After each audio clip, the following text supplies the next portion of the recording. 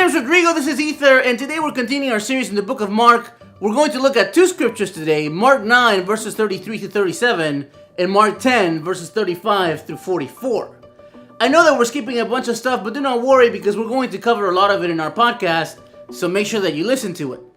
But in these two passages, Jesus continues to teach his disciples the values that he wants them to have, which in this case, he tells them what it takes to be great in the kingdom of God. In two occasions, once as they're walking down the road, and the second one as James and John approach Jesus, the issue of who is the greatest of the disciples comes up.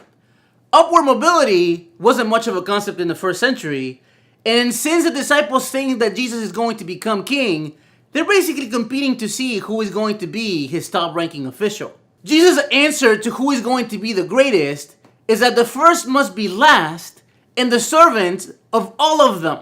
This doesn't sound right. We usually associate greatness with being more prepared, more hardworking, more educated. Simply put, we associate greatness with being more. But what Jesus is saying here is that in order to be great, we have to be less. This doesn't make much sense to us, but it also didn't make much sense to his disciples because in order to explain this concept to them, this is what he tells them. You know that those who are considered rulers of the Gentiles lord it over them, and their great ones exercise authority over them. Jesus is more than likely referencing Roman rulers who exercise their authority with an iron fist, but what he tells his disciples is they have to be completely the opposite of this. They have to be slaves to all. As far as the social ladder is concerned, there is no lower level than to be a slave, and that's true during Jesus' time and even ours.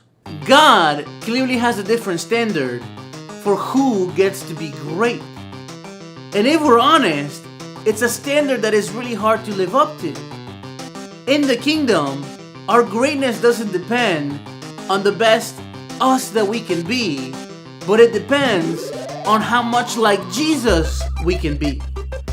Because as he says, the Son of Man didn't come to be served, but to serve and give his life as a ransom for many. Our greatness depends on how closely we can follow the example of Jesus Christ.